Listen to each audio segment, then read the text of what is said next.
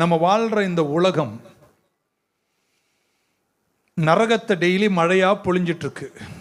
இருக்கீங்களாங்க? நரகம் மழையாக பெய்யுது.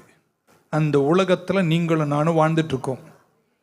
இன்னும் என்னென்ன கொடிய சம்பவங்கள்லாம் நடக்கும்னு தெரியாது. இந்த நடுவில் நீங்கள் ஜெயிக்கணும்னா, நீங்கள் காரிய சித்தி உள்ளவங்க, நான் பைபிள்லேருந்து தானே பேசுகிறேன், காரிய சித்தி சக்ஸஸ்ஃபுல்லாக இருக்கணும்னா, ப்ராஸ்பரஸாக இருக்கணும்னா, எப்படி சொல்லலாம், நரகமே உங்கள் மேலே மழையாக பெய்யும் போது நீங்கள் இதில் நிலைச்சு உயர்ந்து நிற்பது ரொம்ப ரொம்ப கஷ்டம். உங்களுக்கு சாத்தானும் எதிராக இருக்கிறான், உலகமும் எதிராக இருக்குது. இது நடுவில் நீங்கள் ஜெயிக்கணும்னா ஒரே வழி தான், அவருக்கு கீழ்ப்படிகிறவங்க கூட கர்த்தர் இருப்பார். நான் இப்படி சும்மா ஒரு கனவா சொல்கிறேனே, அவர் என் கூட வரும்போது மிகப்பெரிய ஒரு இரும்பு கொடை வச்சிருக்கிறார். புரியல நான் என்ன சொன்னேன்? நரகம் மழையாக பெய்யுது.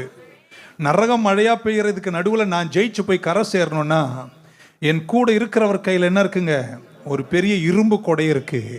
அவர் கொடையின் கீழே நான் வந்து நின்றுட்டேன்னா அது என்ன நரகம் பெஞ்சாலும் என்னை அவர் பாதுகாத்து என்னை சேர்க்க வேண்டிய கரையில் சேர்த்து என்னை செழுமையாக, என்னை வெற்றியாக, என்னை நிறைவாக அந்த கரையில் நிற்கும் போதும் ஸ்னேக் அண்ட் லேடரில் இறங்காதபடிக்கு கடைசி வரைக்கும் நிலை நின்று மகத்துவத்தோடு மகிமையோடு இக்காபோது இல்லாமல் ஜெயத்தோடு வாழ வேண்டுமானால் கர்த்தர் என் கூட இருக்கணும்.